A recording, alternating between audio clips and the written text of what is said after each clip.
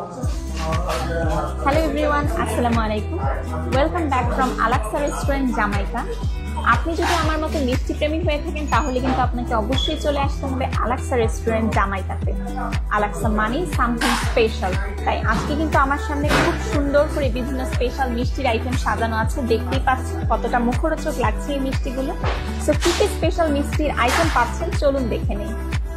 প্রথমেই পাচ্ছেন মজাদার লবঙ্গ চমচম, ল্যাংচা, পোড়াবাড়ির সেই বিখ্যাত চমচম, মালাই টোস্ট, ছানার জিলাপি কিংবা সবার পছন্দের কালাহারি।